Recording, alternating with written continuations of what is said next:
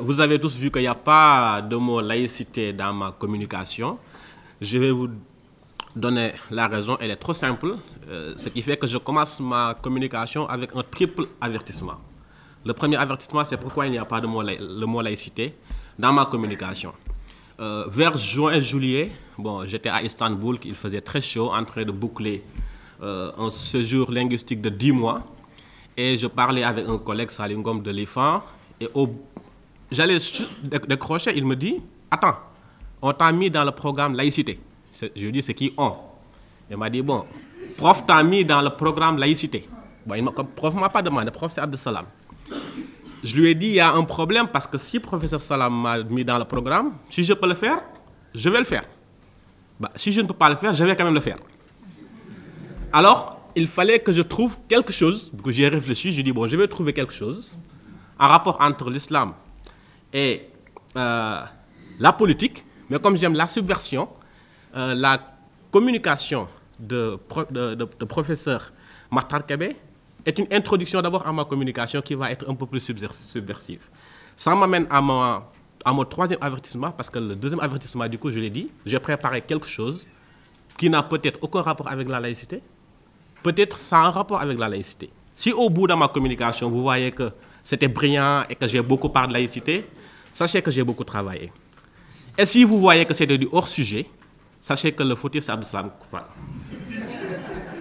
Le troisième avertissement, c'est que je suis chercheur à l'IFAN, mais aussi secrétaire permanent du cadre unitaire de l'islam au Sénégal, membre de la cellule Zawiya Tidjaniya, qui est le comité scientifique de Tivaouane. Par contre, mon propos ici est celui uniquement du chercheur à l'IFAN, qui n'est pas celui du membre du QDUS, ni du membre de la communauté cellule Zawiya Tidjaniya. Alors, le titre de ma communication, c'est « De l'islam et de la politique, analyse comparative des positions théologiques de l'Égyptien Ali Abdelrazik et du Sénégalais Cheikh Moussa Kamara ».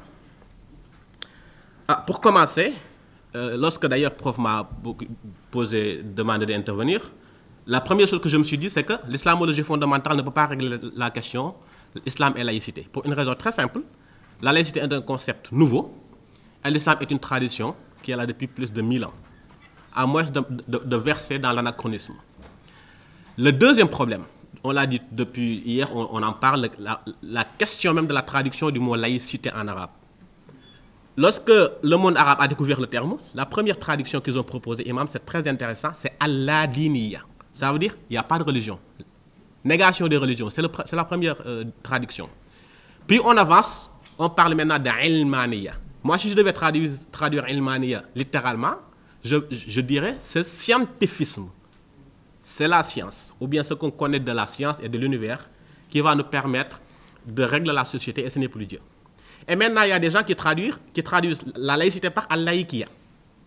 Ils prennent le terme parce qu'ils n'ont aucune correspondance dans la littérature arabe. Je vais commencer mon intervention avec une citation du penseur tunisien, et qui était philosophe, en même temps penseur musulman, historien aussi, Mohamed Talbi, qui, dans une interview qu'il avait accordée en 2014 au journal Jeune Afrique, disait la chose suivante. L'islam est né laïque. L'islam est né laïque, c'est ce qu'il dit. Et il brandit un verset qu'on a entendu ici beaucoup de fois, la ikraha fid din, nulle contrainte en matière de religion. Et il poursuit. Le Coran est le seul livre sacré qui dit cette phrase si claire, si laïque. Chacun pratique la religion qu'il veut. L'État n'a pas à s'immiscer dans les affaires religieuses. Il a une seule fonction, créer une atmosphère de paix pour tous. Or, qu'ont fait les États islamiques? Ils ont exercé la contrainte religieuse. Et le Coran dit non aux États islamiques. Je disais que j'allais être un peu subversif. C'est Talbi qui dit que le Coran dit non aux États islamiques et que le Coran lui-même est laïque. C'est ce qu'il dit. Ces déclarations de Mohamed Talbi ne seraient pas une provocation si elles n'étaient pas prononcées dans un contexte où l'islam politique se développait dans plusieurs pays du monde arabe et si son auteur ne se revendiquait pas d'une religion dont la majorité des savants jugent inséparable l'islam et politique. La majorité. C'est le fameux triptyque, d'ailleurs, professeur Kébé l'a dit tout à l'heure, din, dunya, dawla. Din, ça veut dire religion, gestion de la vie mondaine, dunya, et dawla, la gestion de l'État. Il y a des traités depuis Mawardi qui parlent de ça. Cependant, le rapport entre religion et politique, ou encore l'usage du religieux à des fins du pouvoir, a fait l'objet de débats dans le monde arabe, surtout dans la première moitié du XXe siècle. Cette époque correspondait à la fois à la chute de l'Empire ottoman, du coup c'était normal, qui marque la fin du califat. Mais c'était aussi un contexte où des idées réformistes, du réformisme musulman, islam, bon, je ne vais pas trop parler de ça, ces Égyptiens et ces Arabes qui, en contact avec l'Europe, surtout la France, fin 19e, début 20e siècle, disent, attendez, nous avons un problème. Nous avons une religion vraie, mais pourquoi les Français sont en train de nous dépasser sur les plans matériels, sur les questions démocratiques? Et ils ont trouvé une chose incroyable. On va essayer de les rattraper sur ce qu'ils ont de meilleur, mais on va garder quand même notre spiritualité. La première chose à faire, on va vider l'islam de beaucoup de ses superstitions, amener les réformes nécessaires, c'est la femme islah, et même la salafiyya qui va naître là-bas. Et c'est beaucoup plus tard que ce qu'on appelait à l'époque wahhabiyya va revendiquer la salafiyya. Mais la salafiyya, lorsqu'elle naît en Égypte, c'était une orientation purement moderne. Et c'était les Mohamed Abdou et qui vont suivre. L'objet de cette contribution, du coup, c'est d'analyser la pensée théologique de l'un des deux premiers à remettre en cause la nature politique de l'islam, à savoir l'Égyptien Ali Abd al-Raziq, auteur du livre Al-Islam wa Usul al-Hukm, qui a été traduit par Abdul Filal Ansari. Ça a été publié chez La Découverte, L'Islam et les fondements du pouvoir. Et sa pensée sera analysée comparativement à celle de Cheikh Moussa Kamara, auteur de Akthar al-Arabina fil Jihad, le manuscrit se trouve à l'IFAN, et ce qui a été traduit en 1979, si je ne me trompe pas, par Amar Sambou, sous le titre Condamnation de la guerre sainte. Je commence, bon, il y a beaucoup de choses que j'ai dit sur les contextes de leur production. J'ai parlé un peu de l'islah, de la chute, de la fin de l'Empire ottoman. Et d'ailleurs, j'ai oublié de le dire, Ali Abd al-Raziq était un juge, un qadi dans les tribunaux musulmans. C'est au bout de quelques années d'expérience, il dit, il faut que j'écrive sur ça. Et à la fin de sa réflexion, il dit, en fait, tout ce que nous sommes en train de faire n'est même pas islamique. Du coup, ça, c'est un peu le contexte qui a vu naître et évoluer Ali Abd al-Raziq. Cheikh Moussa Kamara, son contexte est plus chaotique. Il est né en 1863 à Goriki Samba Diallo dans le canton de Damga à Matam. Mais son nom est associé à Gangel, dans le Fouta Toro, où il va s'installer à l'âge de 20 ans. Il faut dire que cette région de Fouta a été le théâtre de plusieurs mobilisations armées. Disons aussi qu'à la fin du 19e siècle, a assisté à l'exil forcé ou à la mort sous la bannière du djihad de chefs célèbres Lat Dior, Mamadou Lamine, Samori, Albouri Ndiaye. Et en plus d'avoir constaté toutes les conséquences de la conquête omarienne, dont les traces sont fraîches dans ses esprits, d'ailleurs ça se voit beaucoup, Cheikh Moussa Kamara a été dans sa jeunesse témoin de la chute des Almamis en 1881 et de l'installation de l'administration coloniale française. Du coup, c'est dans ce contexte qu'il faut lire sa pensée. Commençons maintenant par l'analyse théologique d'Ali Abd al-Raziq. Le livre d'Ali Abd al-Raziq a été publié en 1925 et le titre, je le dis, c'est Al-Islam wa Usul al-Hukm. Une petite digression. Rien que le titre est une innovation. Parce que voilà, il utilise le mot usul, les fondements, qu'il va associer non pas à la religion, on parlait de usul din, les fondements de la religion pour parler de la théologie dogmatique, usul al-fiqh, les fondements de la jurisprudence ou bien de la théologie normative. Et le voilà, il invente un autre concept nouveau dans l'islamologie, entré dans la terminologie islamique, usul al-hukm, les fondements du pouvoir. Du coup, le titre lui-même est une innovation. Et du coup, il opère une innovation épistémologique avant d'amener une innovation théologique. Ce qu'il dit, sa thèse est très simple. Il dit qu'il n'y a aucun lien objectif entre une croyance religieuse, et en l'occurrence l'islam ici, et la gestion du pouvoir. Le premier est d'ordre divin, et le second, le fruit des réflexions et stratégies humaines. Et pour les besoins de sa démonstration, il a analysé deux concepts, mais qui sont chargés de l'histoire. Le premier, c'est Al-Khilafa, le califat. Le deuxième, c'est al-hukm ou bien al-hukm, la gouvernance, la gestion du pouvoir. Commençons d'abord par le califat. La critique du califat est d'abord sur le plan des textes scripturaires. Ce qu'il dit, c'est que il n'y a aucun texte dans le Coran ou dans les hadiths du prophète qui peut légitimer l'existence du califat. Et il dit une chose, cette phrase m'a semblé intéressante, il dit, écoutez, trouvez-moi un verset dans le Coran, vous ne l'avez pas trouvé, ça veut dire que ça ne fait pas partie de l'islam. Parce que si ça faisait partie de l'islam, le Coran allait en parler, à moins que vous acceptiez, ou bien vous osiez affirmer que le Coran est un livre qui est incomplet, qui n'a pas dit toutes choses. Ce qui est, de son point de vue, théologiquement indéfendable. C'est un piège qu'il tendait à ses adversaires. Alors, il reste du coup au promoteur du caractère obligatoire du califat l'argument du consensus, ijma, c'est le fameux consensus.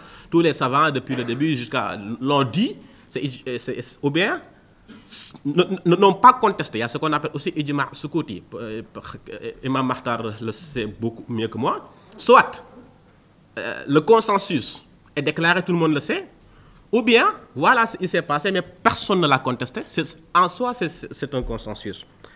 Et il dit que lui, il n'y a pas de consensus. Et la preuve est que la plupart des califes ont été contestés, voire combattus. Certains ont été tués. Les trois premiers, les khalifa ar-Rashidoun, les califes dits bien guidés, trois ont été tués. Ce qui fait que le consensus ne tient pas. Et il dit d'ailleurs que cette contestation du califat est aussi vieille que le califat lui-même. Et il y a un autre argument qu'il donne qui est plus philosophique que théologique. Il dit que l'islam est une religion d'égalité et de préservation de la dignité humaine. Or, le califat, depuis son histoire, s'est fondé sur la terreur et l'épée. Et il donne beaucoup d'exemples que je ne vais pas citer ici. Et cette critique contre le califat, ou bien du califat, ne signifiait pas que cher Ali Abderrazik, qu'il est contre toute forme d'organisation politique. Au contraire, selon lui, rien dans l'islam ou bien dans la religion n'empêche les hommes de penser par eux-mêmes un système de pouvoir qu'ils vont mettre en place. C'est pour cela qu'il dit que si une forme de gouvernance pour la gestion du pouvoir est une nécessité, le califat, d'après l'auteur de l'islam et les fondements du droit, n'est nécessaire ni pour la marche de la religion, ni pour la gestion des affaires de la société. La hajata bid-dini wala bid-dunya ila al-khilafa. C'est comme ça qu'il l'a dit. Alors on pourrait dire que Ali Abderrazik serait peut-être défenseur d'un régime de séparation. Je vous promets de ne pas prononcer le mot laïcité. D'accord? D'un régime de séparation. Mais contester l'islam, mythe du califat, pousse irréductiblement à questionner le statut du prophète lui-même. Et c'est là qu'il devient audacieux. Le prophète était-il simplement messager ou prophète et chef d'État en même temps? Cette question est abordée dans la deuxième partie du livre, consacrée à la question du pouvoir, et qu'il a entamé avec une question très provocante. Je pense que c'est l'un des premiers à avoir posé la question suivante. Est-ce que le prophète était un roi? La question n'est pas innocente. Elle a des conséquences théologiques et pratiques, dans la mesure où, avant ce que l'islam serait religion et État, reviendrait, selon lui, à dire que le prophète était en même temps prophète et roi. Parce qu'à l'époque, il y avait des royaumes. Il n'y avait pas dans sa zone des États organisés comme si c'était des royaumes, du coup on les appelait des rois. Et si après la mort du prophète, la prophétie s'arrête, la royauté, quant à elle, devait poursuivre son fonctionnement. C'est ce que l'auteur conteste, en rappelant que le prophète n'avait désigné aucun successeur après sa mort et que l'élection mouvementée d'Abou Bakr était une décision humaine. Et si l'islam englobait le domaine du pouvoir, le prophète n'aurait pas laissé ce vide, dans la mesure où sa mission était de transmettre tous les messages avant sa mort. Et l'islam dans tout cela, Ali Abderrazik dit, l'islam est un message et non un pouvoir, une religion et non un État. Risala la hukm dawla la din. Par conséquent, le pouvoir que le prophète avait sur ses compagnons était purement spirituel et pas politique, d'après Ali Abderrazik. Et le système qui a été inventé après Il dit que c'est un pouvoir arabe, pensé par les Arabes, pour les Arabes. Et puisque Abou Bakr était le premier qui a dirigé ce pouvoir, il a dit que Abou Bakr est le premier roi musulman. Fakana huwa awwal malik fil islam. C'est le terme qu'il utilise. Nous pouvons retenir que Ali Abdel-Razik, pour lui, le califat est une invention postérieure à la mort du prophète et qu'il n'a aucun fondement islamique. Lier l'islam au califat est ainsi une hérésie théologique sous sa plume. En revanche, la gestion des affaires des hommes est quelque chose qui peut exister, mais ils ont la responsabilité de la penser pour eux-mêmes. Je passe maintenant à Cheikh Moussa Camara. Il me reste 5 minutes, je vois mon chrono. Vous pouvez économiser le papier. Excusez-moi. J'ai bu beaucoup de café, c'est pour ça. Alors, si la critique de l'usage du pouvoir au nom de l'islam est sans ambiguïté dans les écrits d'Ali Abdel-Razik, chez Cheikh Moussa Camara, ce qui est intéressant, ce n'est pas seulement la politisation de l'islam, mais quelles sont les conséquences de cette politisation. Lui, c'est ça qu'il questionne. Ce qui l'intéresse du coup, ce sont les conséquences du recours des hommes de religion et de savoir à la politique. Ce cadre théorique établi peut nous permettre maintenant de nous pencher dans un de ces traités qui s'appelle Aktharul Arabiyyin fil Jihad, Ba'd an-Nabiyyin, Man Yakhtar Zuhura wal Mulk fil Bilad. Bon, c'est un titre très long qui a été maladroitement traduit par condamnation de la guerre sainte. Je n'aurai pas parlé de le développer, mais j'ai déjà tout écrit. Bon, si Prof veut publier l'ouvrage, tout sera dedans, Inch'Allah. Mais soulignons d'emblée que le texte de Camara porte essentiellement sur les conséquences du djihad en Afrique, notamment celui mené par El Hadji Omar, et non sur la légalité du djihad lui-même. Mais son analyse des conséquences et des motivations l'a amené à s'interroger sur la nature même du pouvoir dans le Fouta. Et c'est là où ça devient intéressant. C'est une petite digression au début de son livre, auquel beaucoup de gens n'ont même pas fait attention. Il dit que la première conséquence de la politisation de l'islam est le désintérêt pour la science qu'elle peut provoquer chez les savants et leurs descendance. Et c'est le système des Almamis qui lui a servi de cadre théorique. En ce sens, il rappelle deux spécificités chez les Almamis. D'abord, celui qui est élu, c'est le plus pieux, le plus grand savant. En même temps, c'est de manière élective. Ce n'est pas héréditaire. Du coup, qu'est-ce qui va se passer? Les enfants des savants, quand il dit savants, c'est les savants de l'islam, hein, au lieu d'aller s'intéresser à la science et à la religion, vont vouloir aussi eux-mêmes devenir des politiciens parce que le système en soi est électif, mais n'est pas héréditaire. Il dit que c'est une conséquence désastreuse.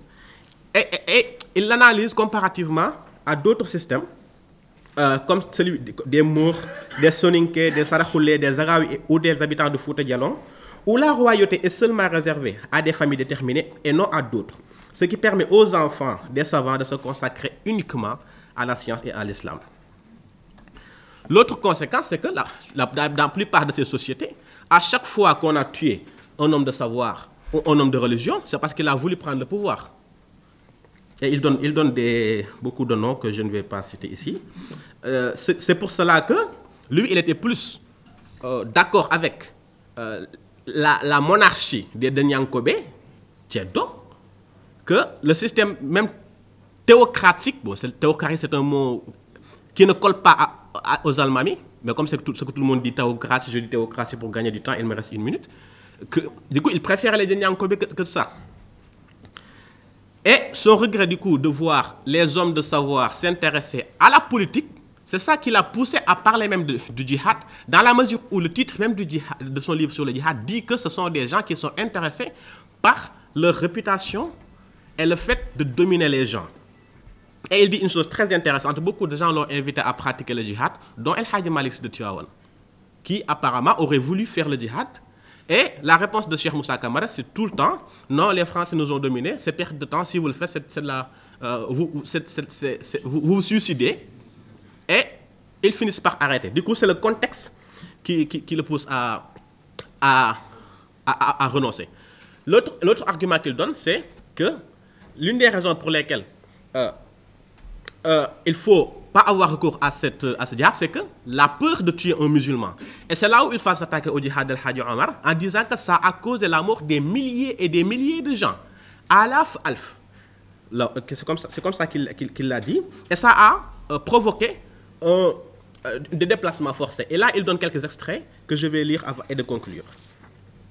Il dit que, par exemple, il contraignait les habitants à émigrer avec lui au Soudan, à Nioro et dans d'autres contrées. La plupart des émigrés, malgré eux, moururent de faim.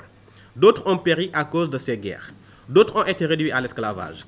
Lors de cette émigration, on liait des centaines de gens avec des lanières passées autour du cou, les uns marchant à la suite des autres. C'est ainsi que se formaient de longues files de gens, hommes et femmes, allant à contre-cœur vers une destination voulue par le cheikh.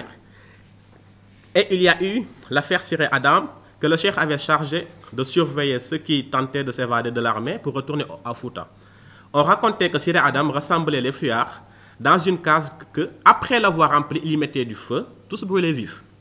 Et il y a quelqu'un qui le raconte en lui disant que Omar, fils de Mohamed Mujtaba, m'a appris aussi que l'armée du cheikh Omar éprouvait une faim si atroce que les gens se mangeaient entre eux et qu'ils tuaient et dévoraient tout ce qui faiblissait ou tout ce qui se montrait inattentif. Du coup, ce sont les conséquences de cet événement qui l'ont poussé à faire cette critique. Je conclus en disant, cher Moussa Camara, était-il laïque? Poser cette question est anachronique, je le sais. Était-il partisan de l'État-providence? C'est aussi anachronique. Par contre, il y a deux parties de son livre isolées qui lisent ensemble, nous donnent une petite idée de sa position sur ça. La première partie, c'est qu'il dit que la plupart des faiseurs de djihad sont ceux qui habitent des royaumes lointains et faibles ou des pays qui n'ont pas de grands rois ou qui ne possèdent pas une forte organisation étatique. Ça, du coup, il dit que la faiblesse de l'État et son absence, le manque d'organisation, c'est ça qui alimente les organisations contestataires au nom de la religion. Et ensuite, il dit, dans le chapitre 7 de son ouvrage, qu'un État ne se repose pas uniquement sur la religion et la piété.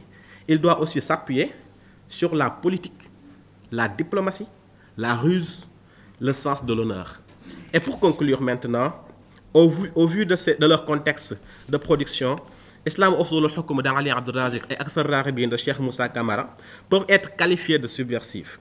D'ailleurs, les réactions n'ont pas tardé. Cheikh Ali Abdel-Razik, on l'a viré du tribunal, il a perdu son travail tout de suite. Nous voyons ainsi que l'un et l'autre, le premier est dans une critique d'un dogme, c'est-à-dire l'inséparabilité entre la politique et la religion en islam, qui est devenu un dogme universel.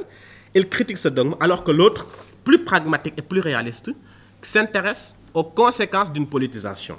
Sur le plan de la production, maintenant doctrinale de l'islam, les orientations théologiques de ces deux auteurs sont minoritaires, je l'ai dit. Cependant, leur existence empêche de verser dans un quelconque essentialisme sur la nature politique ou non de l'islam ou sur la compatibilité entre l'islam et la laïcité. Du coup, c'est seulement à la fin que j'ai prononcé le mot laïcité et je vous remercie.